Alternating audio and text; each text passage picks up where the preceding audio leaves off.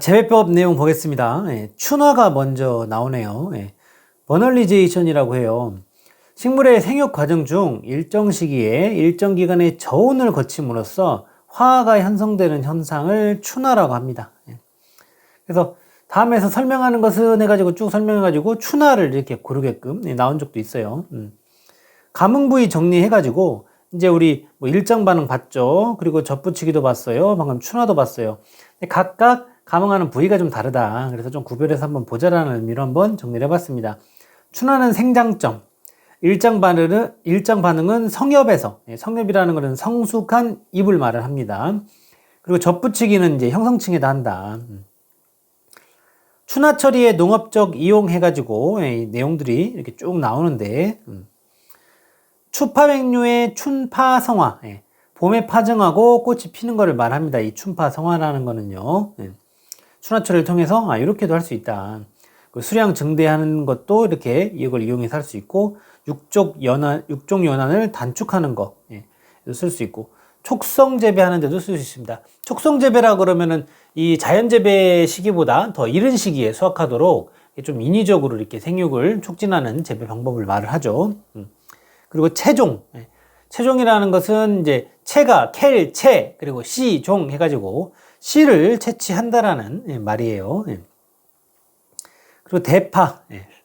그 추파 맹류를 춘화를 통해 가지고 봄에 대파할 수 있는 거.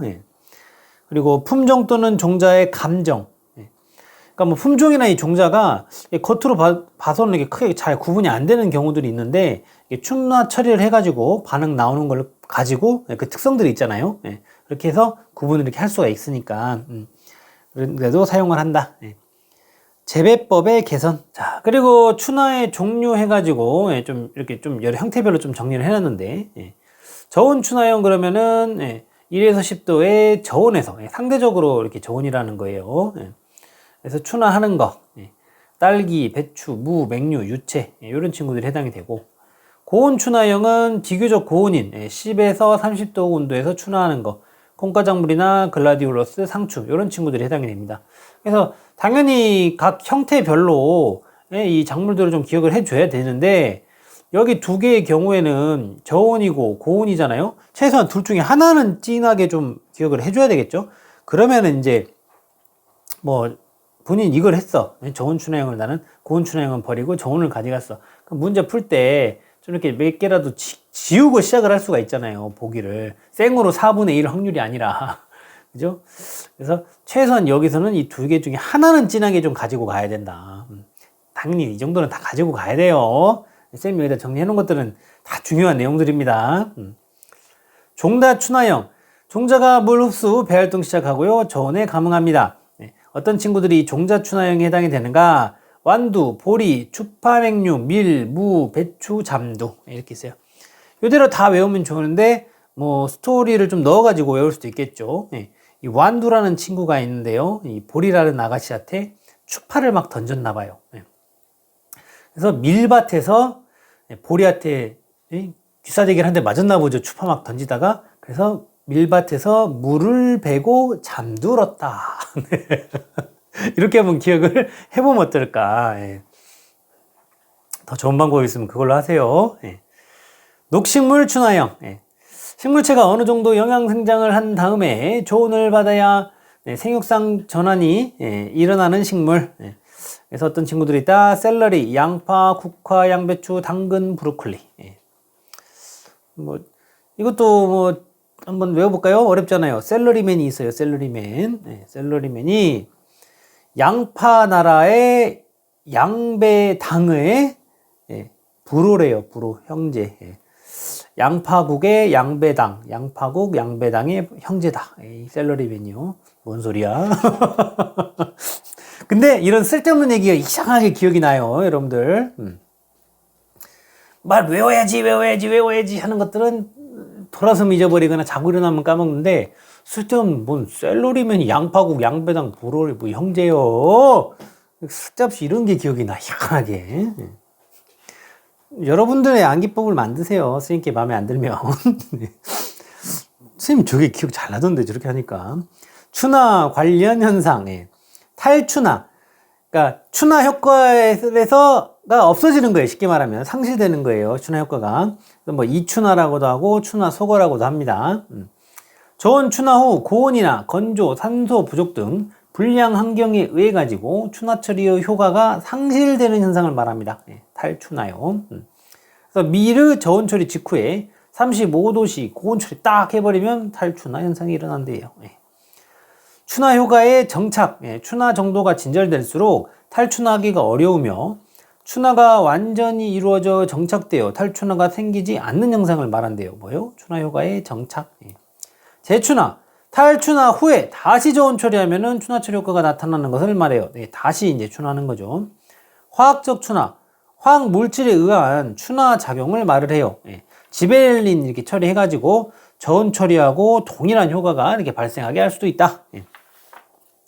자, 생식, 번식 해가지고 종자 번식하고 뒤에 이제 영양 번식을 일단 좀 비교하면서 좀 보고 그 다음에 이제 뭐 뒤에 또 마포믹식스라든지 인공 영양 번식이라든지 이제 쭉 나올 거예요. 그래서 먼저 종자 번식.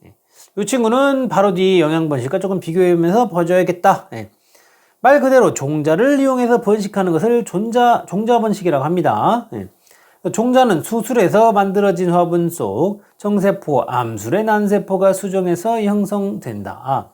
차성 배우자와 웅성 배우자의 수정에 의해 이루어지기 때문에 유성 번식이라고도 한대요. 그러면 어떤 일이 생겨요?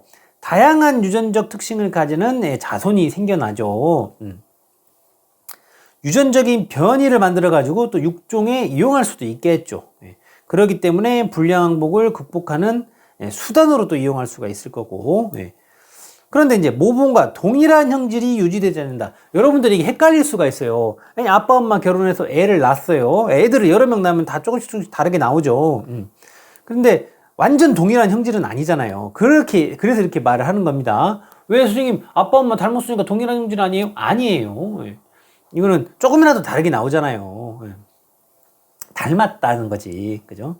그래서 여기 오해하지 마세요. 이 말. 번식체의 취급이 간편하고 수속 및 저장이 용이하다. 그렇죠. 대량 체종과 번식이 가능합니다. 그런데 개화 결실까지의 기간이 길어요. 왜냐면 다음에 뒤에 나오는 영양 번식하고 비교했을 때 얘는 제로부터 다시 시작해야 되니까. 처음부터. 자, 영양 번식. 식물체의 잎, 줄기, 뿌리 등의 일부를 이용해 가지고 번식하는 것을 영양 번식이라고 하는 거예요. 얘는 말 그대로 식물체가 있으면은 예를 들어서 뭐 가지를 이렇게 예를 들어 줄기를 잘랐어. 가지고 조금 이렇게 긁어 가지고 물속에 놔뒀다가 뿌리 내렸어. 옮겨 심어 가지고 이렇게 또 이렇게 더 번식을 이렇게 해나갈 수가 있는 거잖아요. 이게 이제 식물의 전 형성능이라는 형질을 이 특징을 이용해 가지고 하는 건데. 그렇게 하기 때문에 이게 장점이 뭐예요? 유전적인 특성을 그대로 유지할 수 있죠. 쉽게 얘기하면은 아빠 팔 잘라서 딱 심으면 또 그대로 나는 거예요. 사람이 또 비유하니까 또 좀 이상하긴 하네. 이제 식물은 그런 성질이 있다. 그래서 그렇게 이용해서 번식을 하는데 그렇게 하게 됐을 때는 유전적인 특성을 그대로 유지할 수 있기 때문에 독일한 품종을 생산할 수 있다는 이런 특징이 있죠. 그리고 모본의 내한성, 내병성 등 유전적인 특징을 유지하기 때문에 튼실한 놈 가지고 할 거 아니에요. 종자 번식 묘보다는 성장이 빠르다. 완전 제로부터 하는 것보다는 이게 조금 유리하겠죠. 그래서 과수의 결실 연령을 단축시킬 수 있다. 종자로 번식이 불가능한 작물의 번식 수단이 될 수 있다. 그렇죠.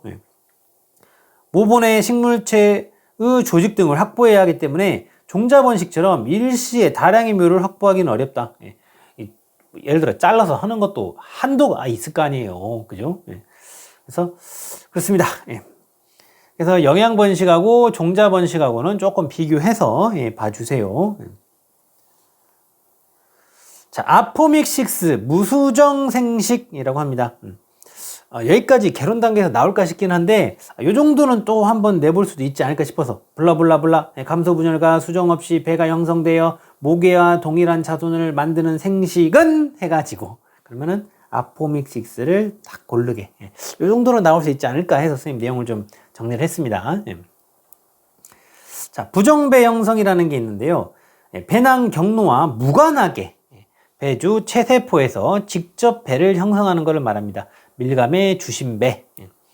그리고 무포자 생식, 배주 체세포가 감순주 분열 없이 배주 체세포가 감수 분열 없이 뭐를 해요? 배낭을 형성한다.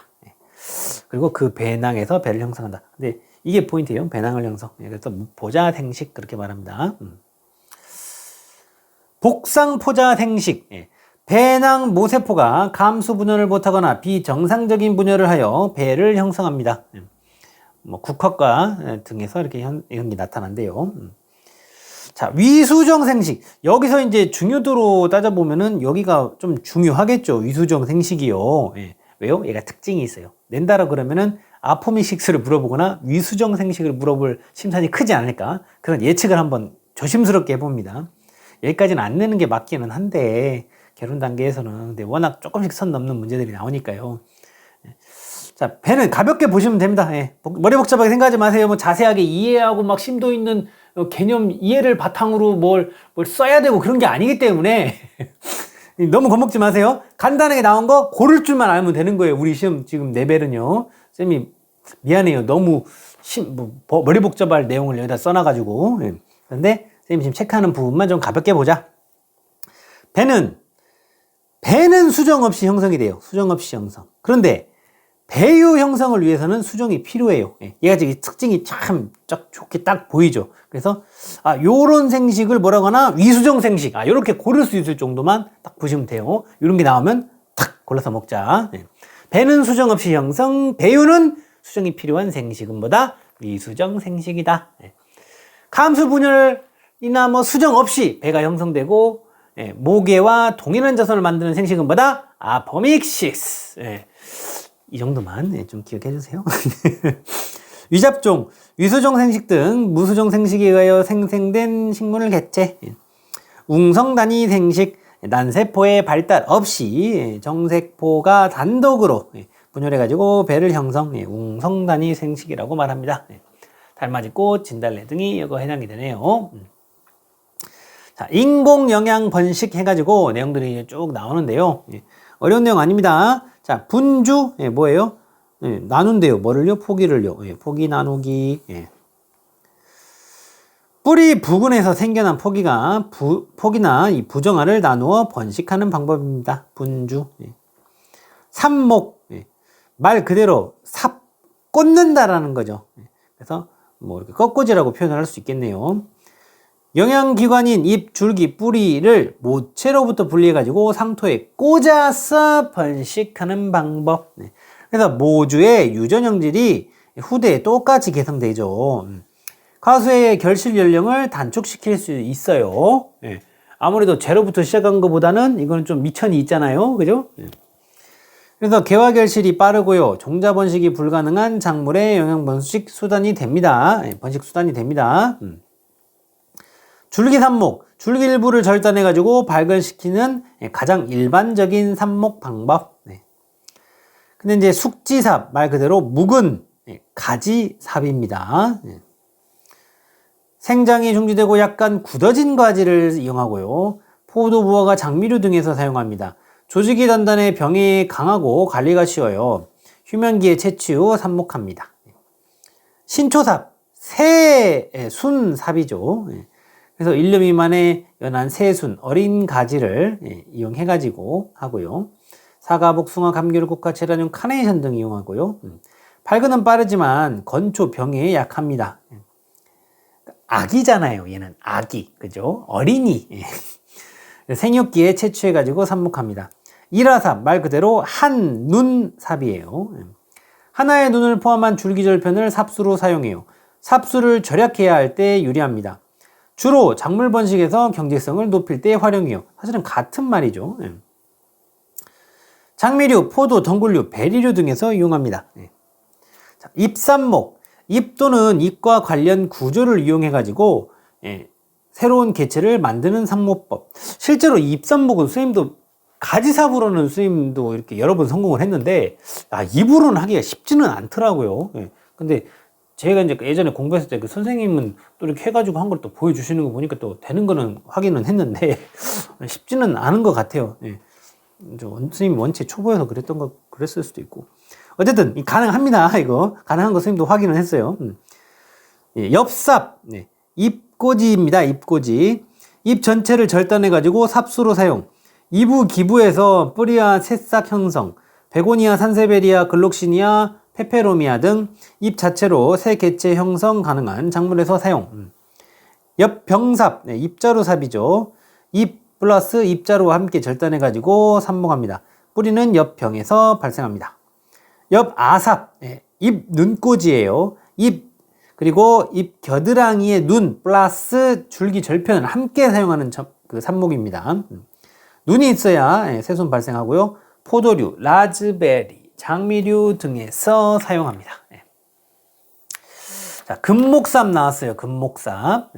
그래서 뭐 근삽 그러면 이제 말 그대로 뿌리죠. 뿌리 가지고 하는 거. 뿌리의 일부를 절단해 가지고 발화시키는 방식입니다. 뿌리에서 새로운 지상부가 형성돼요. 오미자, 살딸기류, 뽕나무, 무궁화, 일부 품종 등에서 가능합니다. 사용 가능한 식물은 제한적이지만 번식력이 매우 강합니다.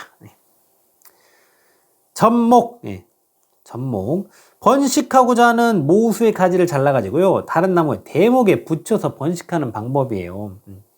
그래서 이런 이 접붙이기의 장점은요, 그 결과를 촉진하고요. 결과라는 것은 과실이 맺히는 거, 그리고 수세 회복, 그리고 풍토 적응성 증대, 품종 갱신, 병충해 저항성 증대, 이런 장점이 있다라는 거예요. 그래서 병충해에 대한 어떤 이 저항성이 증대하는 것은 대표적인 예가 하나 있는데요. 뭐가 있냐면요, 이거 수박을 수박 전목 재배를 통해 가지고 덩굴 쪼김병을 방지하는, 이게 아주 대표적인 예입니다. 이게.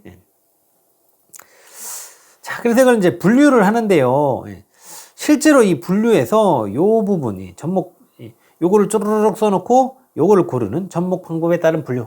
이게 이제 기출문제로 한번 나온 적이 있어요. 그래서 혹시나 또 나온다라 그러면은 유사한 내용들이 나올 수 있기 때문에 한번 이렇게 또 정리를 해 봤습니다. 접목 위치에 따른 분류 해가지고 내용을 보면요. 고접, 높은 위치에서 접목하는 거. 군두접, 뿌리의 대가리 부분, 그러니까 뿌리와 줄기 그 경계 부분에 있는 뿌리 대가리 부분에 해당하는 데다가 하는 접목 하면은 근두접. 그리고 복접, 그 옆구리 쪽에, 옆구리에다가 이렇게 꽂는 방식, 접목할 때 이렇게 그 옆구리 쪽에 꽂는 방식으로 하면은 복접. 그리고 뿌리에다가 하면은 근접. 그리고 이중으로 하면 이중접인데, 이제 이중으로 한다는 거는 뭐냐면 특성이 다른 중간 접수 하나 해가지고 거기다가 두 식물을 접붙이게 하는 거예요. 그래서 그런 거를 이중접이라고 합니다. 어쨌든 이런 것들은 뭐다? 접목 위치에 따른 분류다.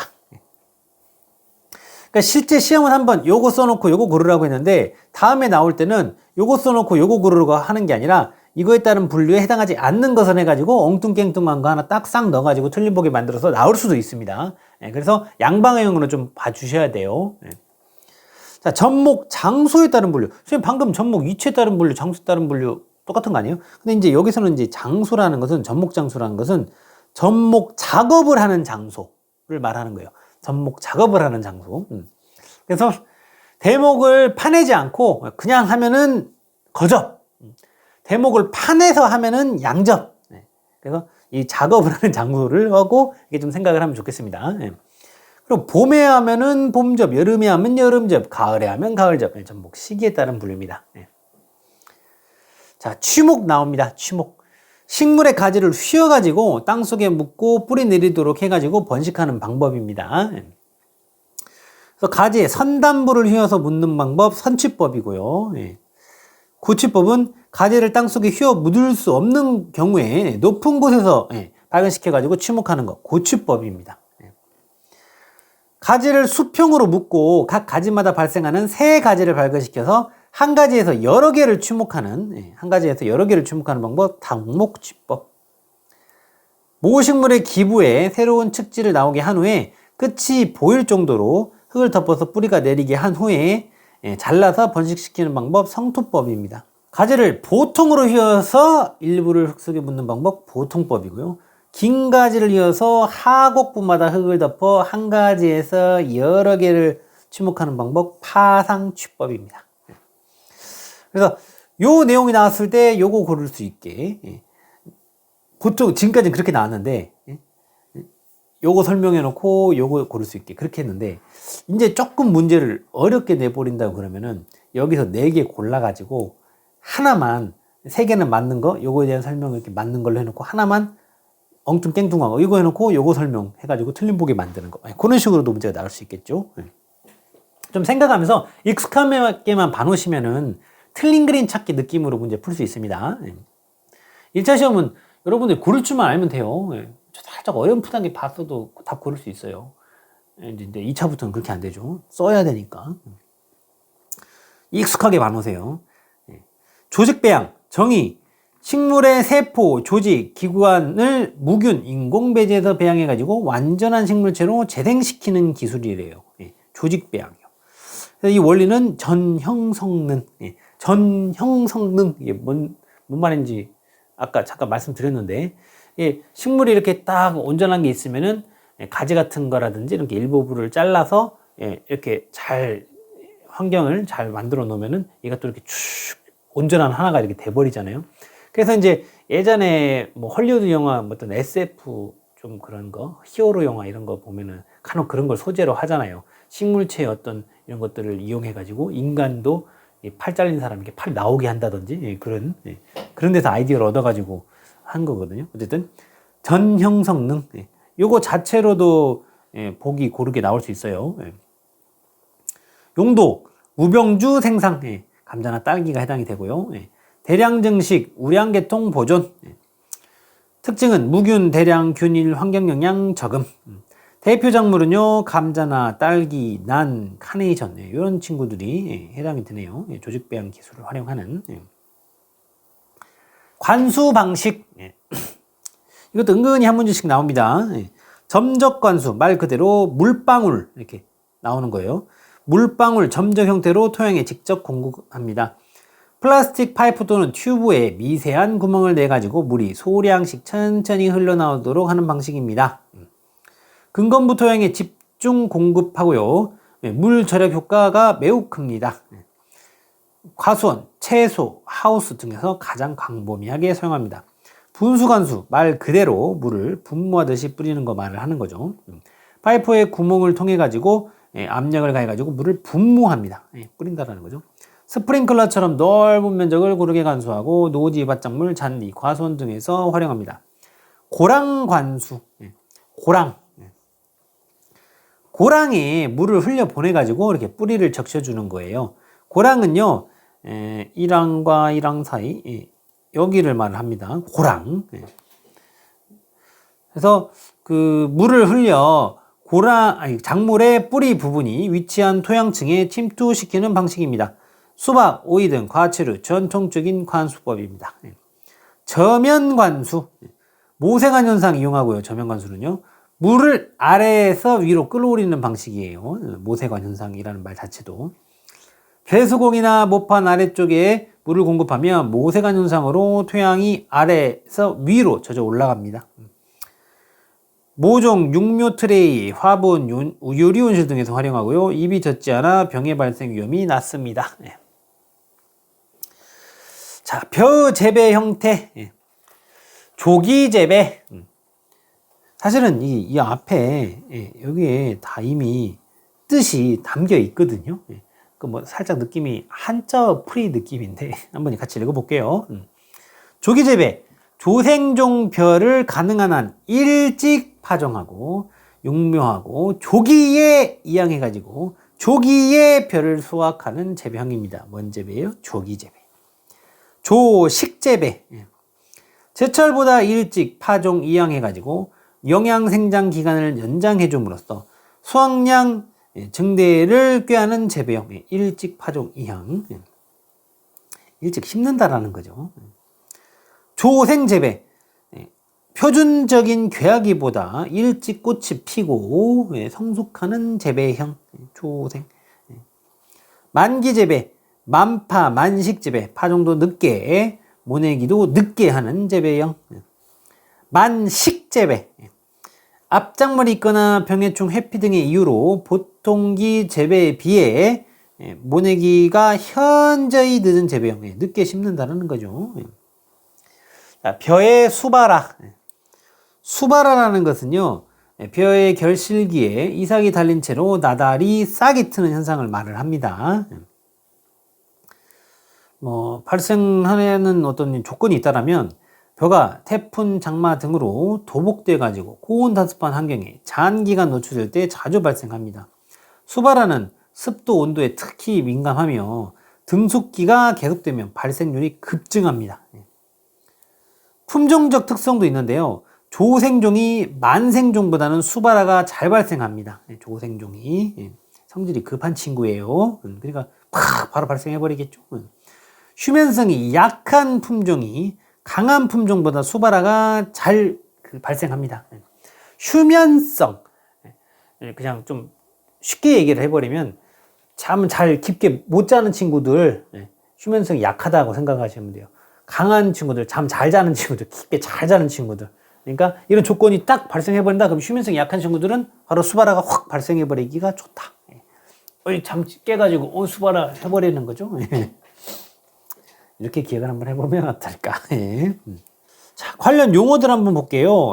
출수라는 것은 벼 이삭이 나오는 것을 말을 하고요. 맹아라는 것은 싹이 돋아 나오는 것.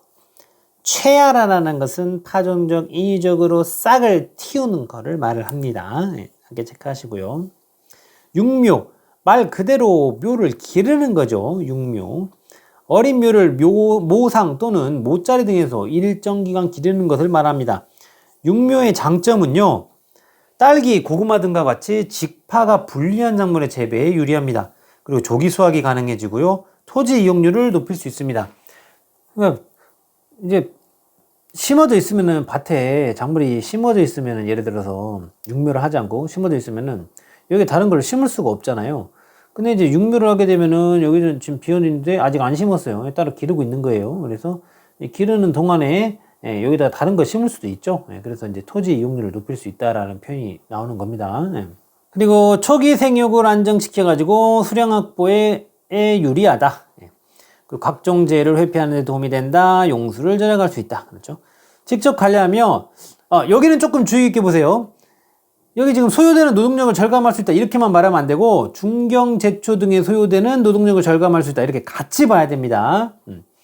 아니 육묘에서 옮겨 심는 거하고 만약에 비교를 해보자라 그러면 그냥 난 모르겠다 그냥 싹 그냥 산파해버려. 그냥 막 뿌려버려. 그냥 네가 잘하든가 말든가 막 이렇게 하는 거랑 비교하면 굳이 노동력을 놓고 보면 육묘하는 게 노동력이 더 들잖아요. 근데 여기서 말하는 거는 노동력을 절감할 수 있다는 거는 중경, 제초 좀 덜 해도 되니까 직접 이렇게 관리가 들어가면은 소요되는 노동력을 절감할 수 있다는 거예요. 중경, 제초 쪽에 소요되는 노동력을 절감할 수 있다는 거예요. 그래서 여기 말 잘 봐야 됩니다. 쌤이 노동력 절감할 수 있다며요. 그래도 이게 마패가 아니에요. 중경, 제초 등에 소요되는 노동력을 절감할 수 있다. 이렇게 와야 됩니다. 워딩이. 그냥 예를 들어 말이 이런 거야. 산파에 비해서, 묻지마 산파에 비해서 노동력을 절약할 수 있다. 그럼 틀린 보기가 돼버리잖아요. 그쵸? 막 뿌려버리면 뭔 힘이 들어요. 그냥 그렇게 뿌려버리는 이거 굳이 이걸로 육묘 이렇게 해가지고 옮겨 심고 하는 게 노동력이 더 들지. 뭔 개념인지 아시겠죠? 이거는 말을 잘 봐야 됩니다. 오해하면 안 돼요.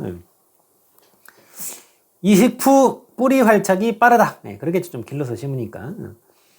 상추, 배추, 시금치 등 엽채류의 추대 방지에 유리하다. 그러죠. 종자를 절약할 수 있다. 직파에 비해 발화와 생육이 균일하다. 그렇죠. 자, 플러그 육묘의 장점.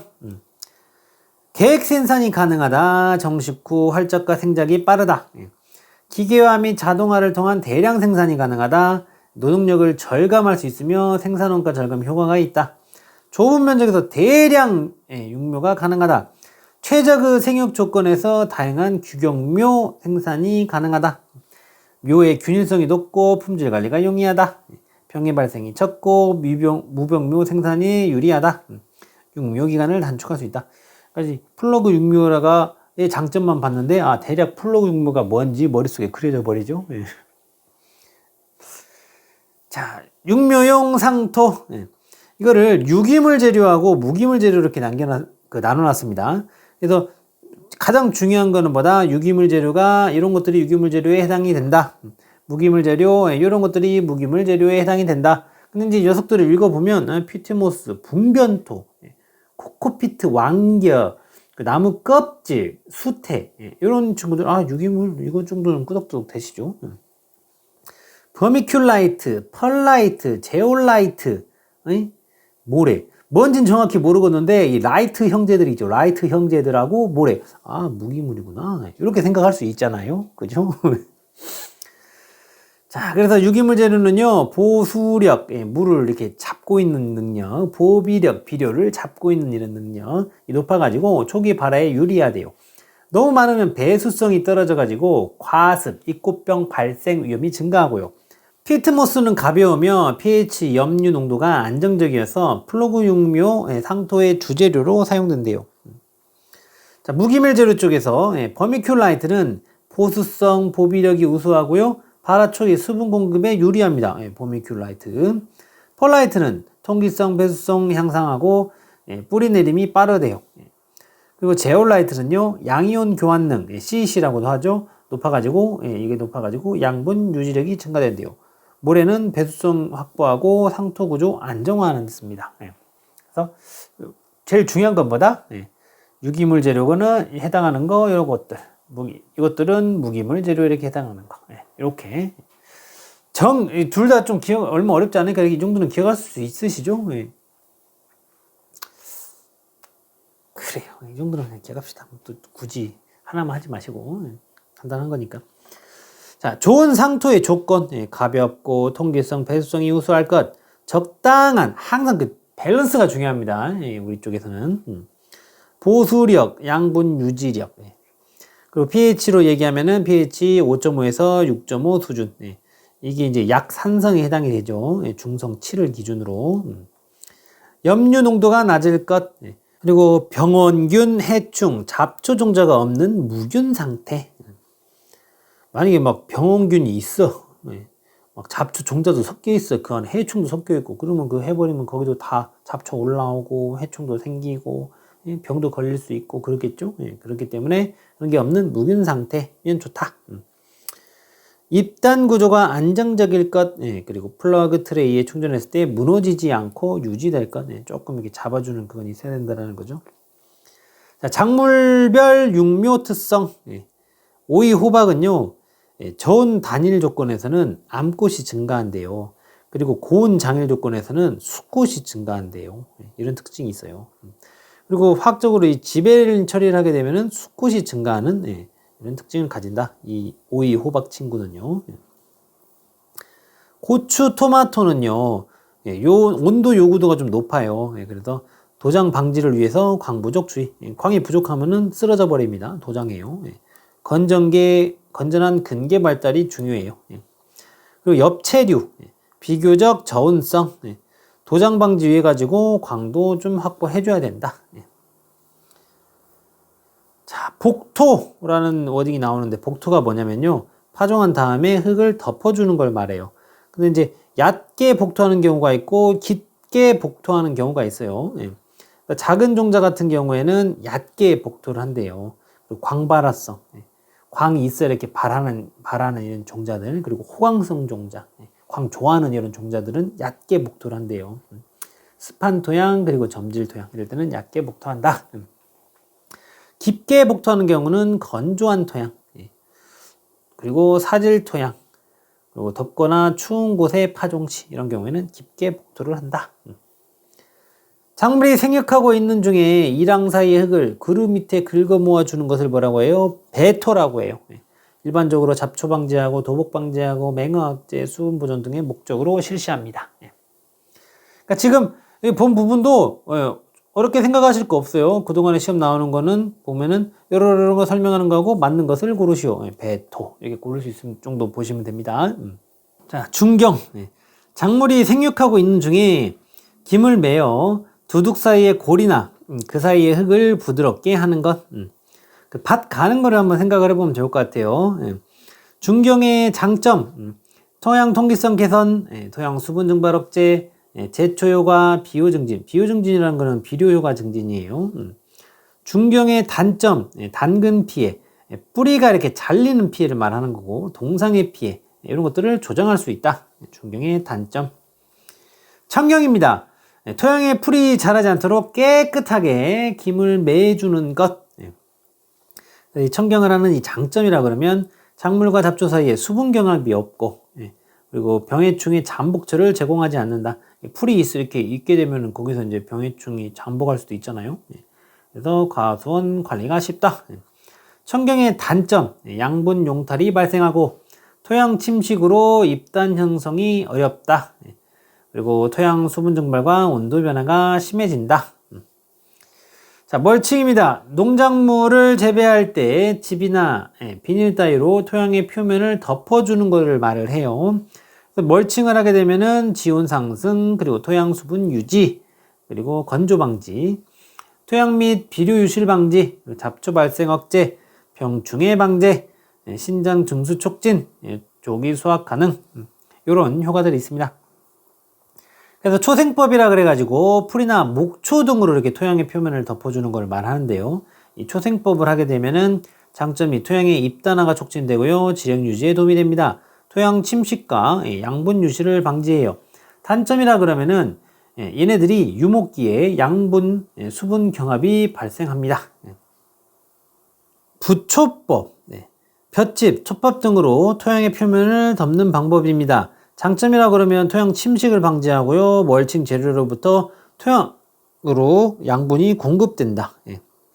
그리고 토양 수분 증발을 억제하는 면이 있고 토양 유기물 증가되고 토양의 물리성이 개선됩니다. 잡초 발생이 억제되고요. 낙과시 압상이 경과됩니다. 아무래도 뭐가 깔려 있으니까요, 밑에. 단점이라 그러면은 이른 봄에 지온 상승이 늦어져 가지고 늦서리 피해를 입을 수가 있다. 그리고 건조기에는 이렇게 화재 우려가 있다. 겨울 동안 쥐 피해가 발생할 수 있다. 그래서 뭘 덮는지 이런 거에 따라서 조금 구분해서 보면 괜찮겠죠. 멀칭 재료 중에 필름도 있었죠. 그래서 필름 색깔별 효과, 이제 상대적이라는 거예요. 이것들이 이제 뭐 크다, 작다, 뭐 중간 이렇게 해놨잖아요. 그래서 상대적으로 이렇게 표시를 해놓은 거다. 그래서 이제 투명한 걸 먼저 기준으로 보면 투명하니까 햇빛 잘 들어오겠죠. 그래서 지온 상승 효과 크다. 그런데 잡초 효과는 조금 작은 편이다. 이 중에서. 그리고 흑색은요. 지온 상승 효과는 작아요. 근데 잡초 억제 효과는 크다. 그리고 녹색 필름은요. 이것들하고 비교했을 때 다 중간이에요. 중간. 자, 옆면12. 액체 비료를 식물의 잎에 직접 공급하는 방법을 말합니다. 비료의 흡수율을 높이기 위해서 전착제를 첨가해가지고 살포하고요. 이부 윗면보다는 아랫면에 살포해가지고 흡수율을 높게 합니다. 고온기에는 옆면 시비를 피합니다. 그래서 이런 옆면 시비의 이렇게 장점이라 그러면은 영양분을 매우 신속하고 즉각적으로 공급할 수 있습니다. 우리 쉽게 말하면 우리 그냥 닌겔 맞는 거 생각하면 좀 좋을 것 같아요. 영양분을 그냥 바로 공급해 볼 수 있죠. 인간이 닌겔 맞는 것처럼. 식물체의 특정 양분 결핍을 신속하게 해결할 수 있어요. 잎을 통해 영양분을 공급하기 때문에 식물의 뿌리 기능에 문제가 있는 경우에도 영양을 공급할 수 있습니다. 그러니까 우리가 사람이 입으로 씹어서 먹어야 되는데 그게 안 될 때 이걸로 이렇게 수직 같은 거 맞잖아요. 닌겔을 맞잖아요. 뿌리가 병충해 또는 침수 피해를 받았을 때 실체할 수 있습니다. 봉지 씌우기의 효과. 이제 우리가 사과 같은 거 이렇게 재배할 때 이렇게 봉지 씌우는 거 있죠. 그거 말하는 거예요. 병해충 방제의 어떤 이런 효과도 조금 있고, 과피 착색의 균일화 및 과면을 이렇게 보호하는 그런 효과도 있다. 농약의 직접 부착을 방지해가지고 상품성을 높이는 부분이 있고, 열과를 방지하는 부분이 있다. 그래서 봉지 씌우기의 효과였습니다. 작휴법, 평유법이라고 그래가지고, 이랑하고 고랑의 높이를 같게 하는 거, 같게 하는 방식을 평유법이라고 해요. 건조해 및 습해를 완화하고요. 그리고 휴립휴파법, 이랑을 세우고 이랑에 파종하는 법입니다. 여기 배수 및 토양 통기에 유리하겠죠. 예. 자, 휴립 구파법. 이건 이제 휴립을 세우고 구파, 낮은 꼴에 여기다가 파정하는 거를 말합니다. 그래서 이랑을 세우고 낮은 꼴에 파정하는 거 방식을 말해요. 그래서 맹류에서 한해 및 동해 방지, 감자에서 발화 촉진 효과. 그리고 성유법. 이랑을 보통보다 넓고 크게 만드는 방식입니다. 성유법. 재배 방식이에요. 연작, 이어짓기죠. 같은 토지에 같은 작물을 해마다 재배하는 방식이에요. 좋은 방식은 아니죠, 별로. 그래서 연작으로 인한 수확량 감소 현상을 기지현상이라고 합니다. 윤작, 답전 윤환 재배, 경종적 방법으로 대책을 세웁니다. 연작병으로는 잘록병, 품마름병, 뿌리썩은병, 갈색무늬병, 탄저병, 덩굴조균병 등이 있습니다. 연작. 연작의 해가 심한 작물은요, 아마, 인삼, 앵두, 복숭아, 무화과, 감귤 이런 친구들이 있고요. 연작의 해가 적은 작물, 적은 작물, 무, 당근, 딸기, 양파, 호박, 부추, 벼, 고구마, 옥수수, 양배추, 조, 뽕나무, 연근, 연, 미나리, 아스파라거스. 아이고 많기도 하다. 어려워요? 외워버릴까요? 어렵지 않아요. 무당 딸이 좀 양호한가 봐요. 생긴 게. 그래서 부벼, 고수, 양배가 걔네들을 보고 뭐라고 했다? 족복년, 미나리, 아스파라거스. 무당 딸이 양호한가 봐요. 그래서 부벼, 고수, 양배가 말했습니다. 족복년, 미나리, 아스파라거스. 요강가 아닙니다. 이런 식으로 한번 기억해 보면 어떨까? 연작의 해가 적은 작물. 하여튼 뭐 여러분들이 더 좋은 방법이 있으면 그걸로 하세요. 쌤은 이거 재밌고 기억이 잘 날 것 같아서. 무당 딸이 양호하다. 부벼, 고수, 양배가 족복년, 미나리, 아스파라거스. 재밌지 않나? 자, 윤작, 돌려젓기라는 거예요. 이건 아시죠? 같은 토지의 작물을 바꿔가면서 재배하는 방식입니다. 연작의 해를 조금 피해보려고. 그래서 이제 유명한 윤작법이 하나 있는데 노포크식 윤작법이라고 1930년경 영국의 노포크 지방에서 구한된 이상적인 윤작 방식이래요. 4년 단위로 순무, 보리, 클로버, 밀을 순환시키는 거예요. 순환해서 재배한다는 거예요. 그래서 사료하고 식량을 이렇게 생산을 하는데 이게 이제 사실은 딱 들여다보면 핵심이 뭐냐면 지력 수탈 작물인 보리하고 밀하고 지력을 그래도 좀 증진시켜주는 순무하고 클로버를 이렇게 조금 돌려가면서 이렇게 균형 있게 재배를 하겠다라는 거죠. 자, 그래서 혼작이라는 것도 있어요. 섞어짓기죠. 같은 토지에 두 가지 이상의 작물을 섞어서 재배하는 거. 혼작이고요. 간작이라는 것은 사해짓기. 작물을 심은 이랑이나 포기 사이에 다른 작물을 이렇게 심어가지고 재배하는 방식. 그리고 교호작, 번갈아짓기예요. 두 종류 이상의 작물을 일정한 이랑씩 배열해가지고, 여기는 예를 들면 콩, 그 다음 거에는 옥수수, 콩, 옥수수 이런 식으로 재배하는 것을 말합니다. 교호작. 주의작. 시골 가면 많이 보죠. 포장 내의 작물하고 다른 작물을 포장 주위에 논두렁에다는 옥수수 같은 거 심는 거예요. 다른 거 재배하는 데다가. 그런 방식. 그리고 답전 윤환 재배. 농지를 논하고 밭으로 몇 해씩 돌려가면서 작물을 재배하는 방식입니다. 자, NFT 나왔습니다. NFT. 이걸 이제 한국말로 하게 되면은 방막식 수경 재배라고 그래요. 방막. 얇은 막. 파이프 내에 그림 좀 보면서 배양액을 흘려보내가지고 재배하는 방식인데요. 양액이 이렇게 쭉 재배단을 따라 흘러내리면서 얇은 막을 형성을 하는 거예요. 그래서 이런 식으로 재배하는 거를 방막식 수경 재배라고 합니다. 그래서 이런 방막식 그 수경 재배의 장점이라 그러면은 이 순환식으로 하니까 양액의 손실이 적다. 그리고 양액이 지속적으로 순환하기 때문에 작물 생장의 수분 부족과 같은 문제가 발생하지 않는다. 물이 풍부하죠. 양의 그 영양 성분 공급량 또는 공급 강도 등을 조절해 가지고 식물의 생육을 이렇게 조절하기에 용이하다. 그렇죠. 단점. 이제 비교 대상이 바로 뒤에 나오는데 DFT라고 다맥식 수경 재배를 말합니다. 요거에 비해 양액의 양액이 상대적으로 작기 때문에 양액 2로 좀 바꿔주세요. 상대적으로 작기 때문에 외부적인 요인에 의한 온도 변화에 민감하다. 아무래도 그렇겠죠. 예상치 못한 정전, 양액 순환 장치 고장 등으로 양액 순환이 제대로 되지 않는 경우 작물 피해를 입기 쉽다 그러겠죠. 양액이 계속 순환하기 때문에 병균이 발생하는 경우 양액을 매개로 단시간에 전체 식물이 감염될 수 있다. 자, 이어서 DFT 다맥식 수경 재배입니다. 그래서 뿌리는 이렇게 보시는 것처럼 배양액 속에 담겨 있고 지상부에는 이 베드 위에서 재배하는 방법으로 가장 단순하고 고전적인 수경 재배 방식입니다. 지금 이 물에 이렇게 담겨 있는 거예요. 그래서 베드 내에 상당량의 배양액이 유지되므로 기온에 따른 양액의 온도 변화가 상대적으로 작다. 이 장점이죠. 그리고 배양액의 농도, 산성도 등을 안정적으로 좀 관리할 수 있다. 예상치 못한 정전, 양액 순환 장치 고장 등이 발생하더라도 배양액이 유지되고 있으므로 식물체가 쉽게 피해를 입지 않는다. 이게 이제 그 앞에 그 NFT하고 좀 비교해가지고 이렇게 좀 적어 놓은 겁니다. 단점, 많은 양의 양액을 유지하고 있어야 하기 때문에 큰 용량의 탱크나 베드가 필요하고 양액이 계속 순환하기 때문에 병균 발생 시 전체 식물이 감염될 수 있다. 이거는 똑같죠.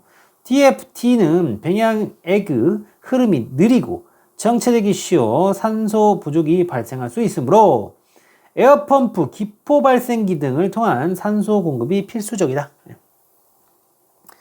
그리고 아래쪽에 기타 주요 재배법 해가지고 고설 재배 나오죠. 양액 재배 베드를 허리 높이 정도에 설치하고요. 딸기를 재배하는 방식이래요. 토경 재배에 비해 훨씬 편안한 자세로 재배 관리 및 수확 등을 할 수 있는 장점이 있습니다. 뭐가요? 고설 재배가. 이제 현재는 이제 서량 재배에 많이 이용되고 있대요. 이 서량이라는 것은 딸기 품종인데요. 국내에서 육성한 이 딸기 품종이에요. 그래서 당도도 높고 향도 아주 우수합니다. 그리고 우리나라 사람들이 필요한 거 빨리 해야 되죠. 그래서 촉성 재배, 그리고 시설 재배에 적합하고, 실제로 우리가 보게 되면은 과형이 좀 상대적으로 좀 크고 색이 선명한 것이 특징이에요. 그래서 이 딸기 품종을 재배하는데 많이 이용되고 있다.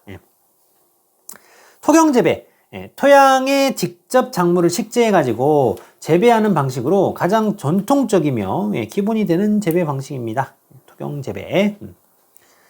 자, 그리고 고랭지 재배. 이건 다들 아시죠? 해발 약 600m 이상의 고지대에서 평지보다 낮은 기온을, 선선한 이 기온을 이용해 가지고 작물을 재배하는 방식입니다. 그리고 매트 재배. 토양 재배 대신에 토양 대신에 매트 위에서 식물을 식재하고 양액을 공급해가지고 재배하는 방식이다. 그리고 심지 재배. 심지 재배는 면 등 끈으로 된 심지를 연결해가지고 모생한 현상을 이용해 양액을 뿌리 쪽으로 흡수시키는 가장 단순한 수경 재배 방식으로 전기 펌프, 공기 주입기 등이 필요가 없어요. 그래서 구조가 단순해 유지 관리가 쉬운 장점이 있으나 물과 양분 흡수량이 제한되는 단점이 있습니다.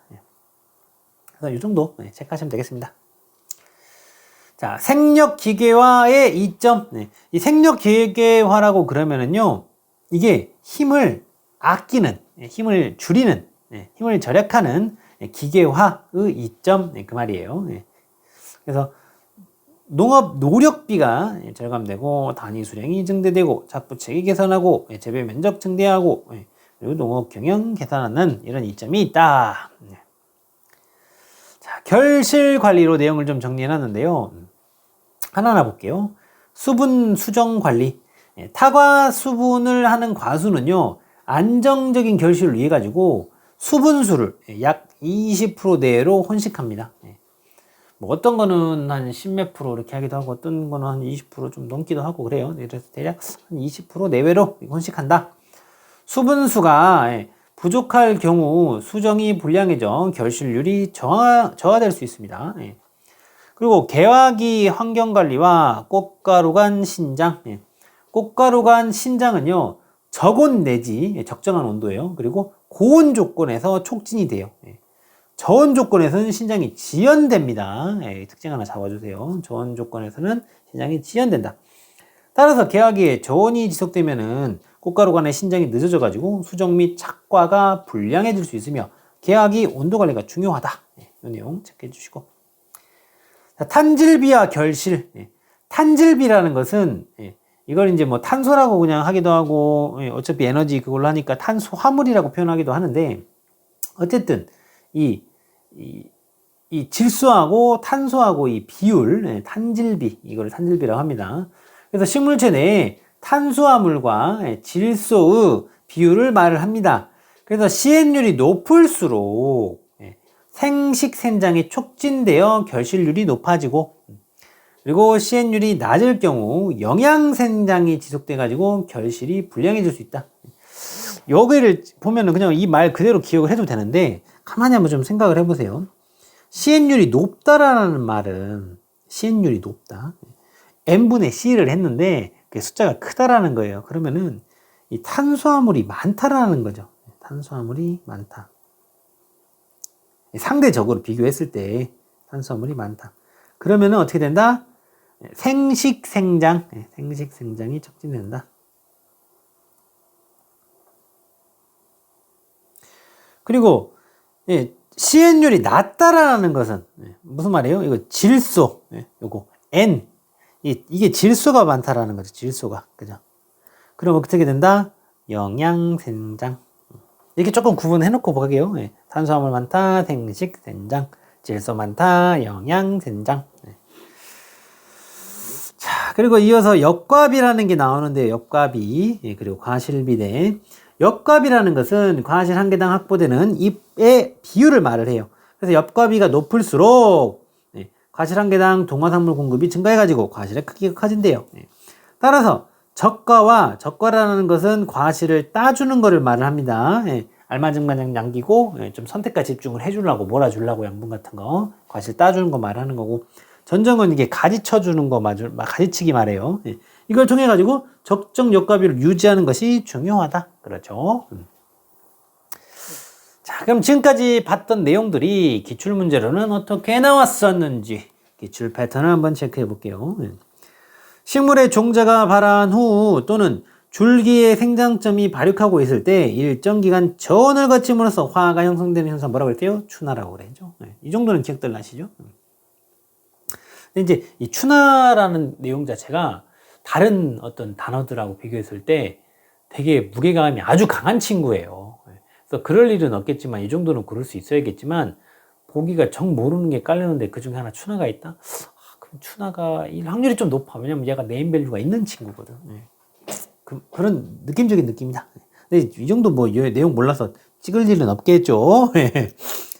다음이 설명하는 현상은요, 춘화 현상이래요. 뭐였어요? 온도 자극에 의해 가지고 화 분화가 촉진되는 것 말한다. 추파성 밀종자를 저온의 일정 기간 둔 후 파종하면 정상적으로 출수할 수 있다. 춘화 현상 얘기한 거고요. 저온에 의해 가지고 꽃눈 형성이 유기되는 것을 뭐라고 한다? 춘화라고 한대요. 당근, 양배추 등은 뭐였어요? 녹식물 춘화형. 녹식물 춘화형. 그래서 아까 그 녹식물 춘화형 우리 그냥 외워버리지 않았어요?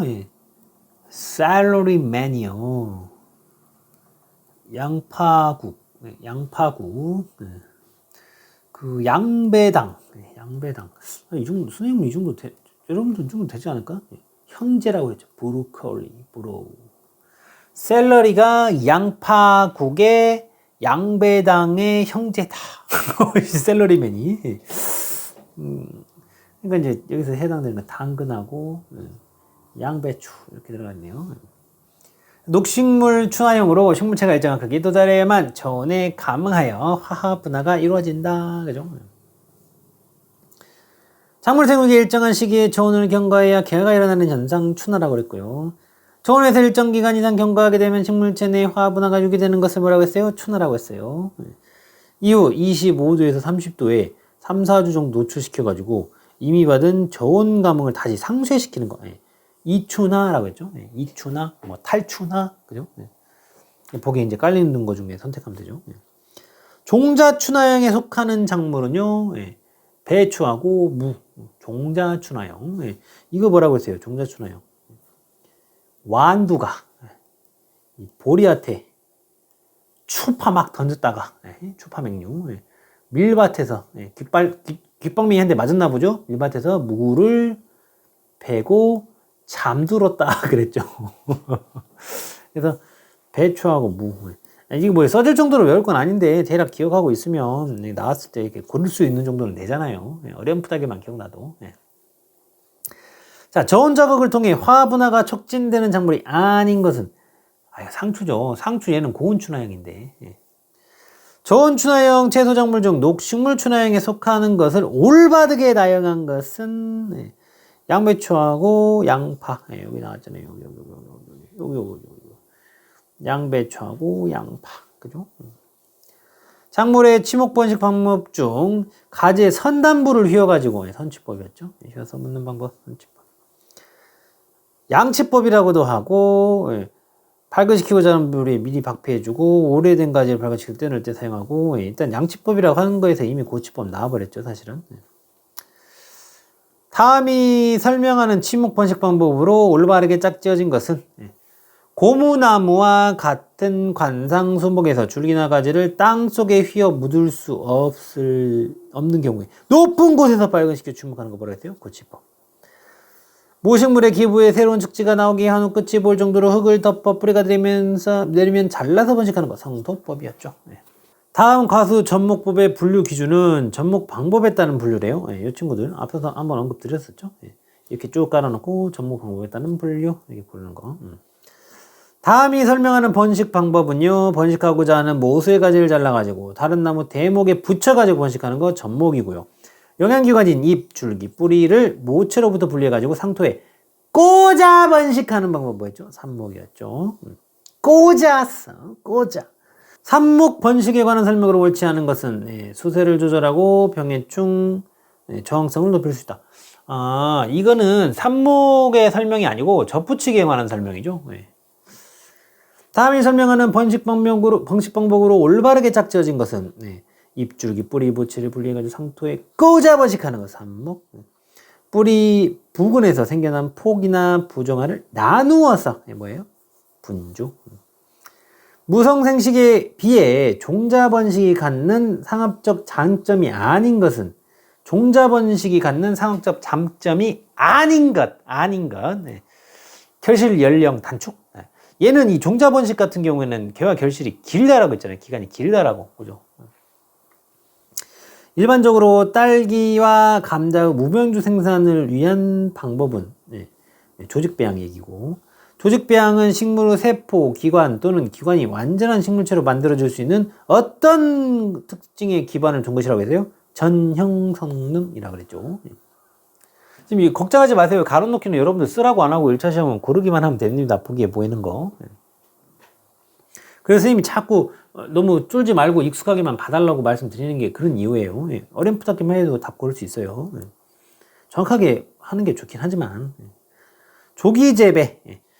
조생종을 가능한 한 일찍 파종 육마하고 조기에 이양하여 조기의 배를 수확하는 재배형이다. 조기 재배. 만식 재배.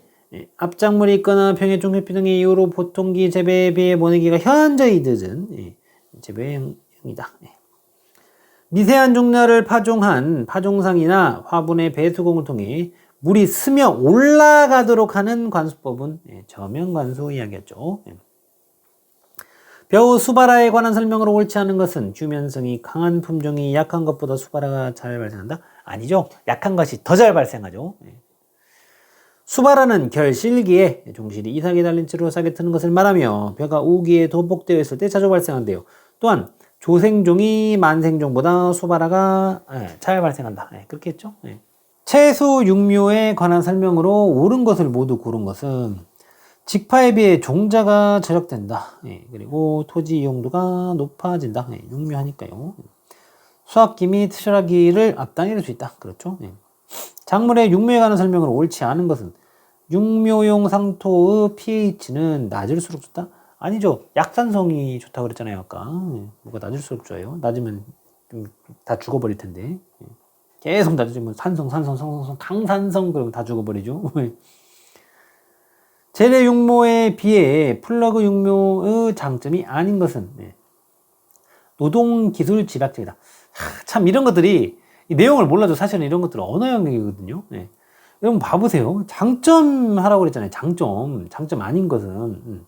그러면은 이게 딱 대놓고 장점이 아니에요. 이 뒤에 내용을 안 보더라도. 왜냐면 농업 쪽에서는 기술 집약적이다, 노동 집약적이다. 그러면 노동 집약적이라는 말은 노동력이 많이 들어간다는 건데 이게 장점이 돼요? 이 농업에서? 네? 그죠? 이거는 내용 몰라도 맞출 수 있는 언어 영역 문제죠, 사실은.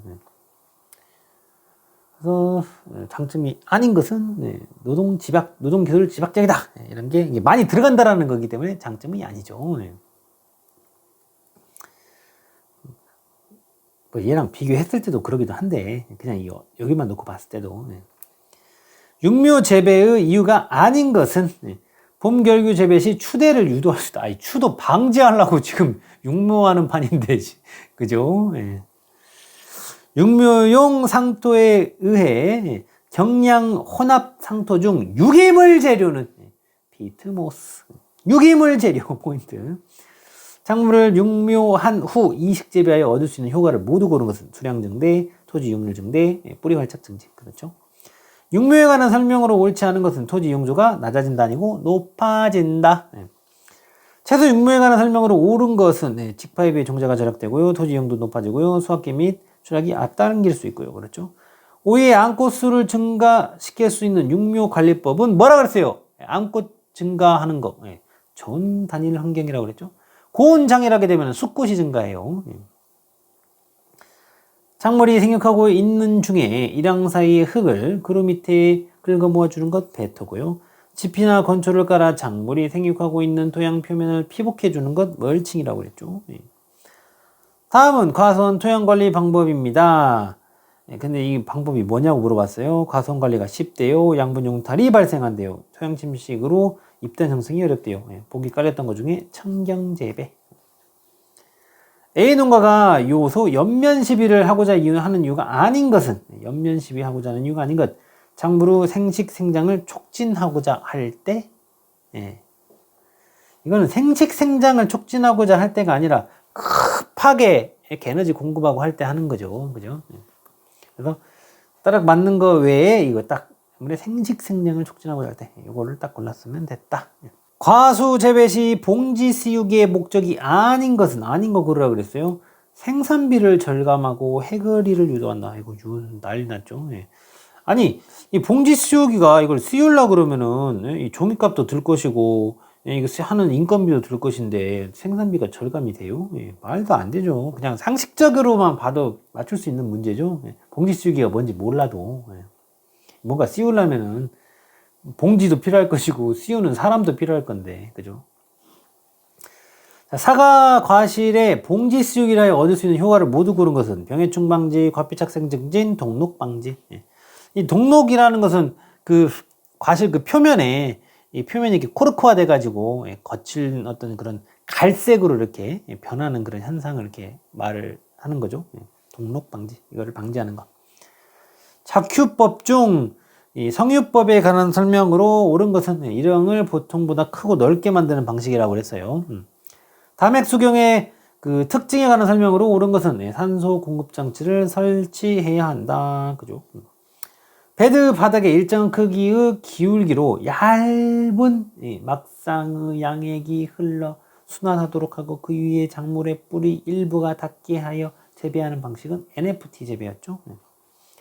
다음에서 설명하는 재배법은 양액 재배 베드를 허리 높이까지 설치하고 딸기 서량 재배에 널리 이용하고 재배 농가의 노동 환경 개선 및 청정 재배가 관리하는데요. 뭐였어요? 고설 재배. 과수 결실에 관한 설명으로 옳지 않은 것은 꽃가루 간의 신장은 저온 조건에서 빨라진다고 그랬어요? 아니죠. 여기 저온 내지 고온에서 촉진이 되죠. 그죠? 그래서 여기는 빨라지면이 아니라 이대로 간다라고 그러면 저온 조건이라 그러면 지연이 되고 지연이 되므로 착과율이 어떻게 된다? 착과가 불량해진다. 그렇게 와야 되죠.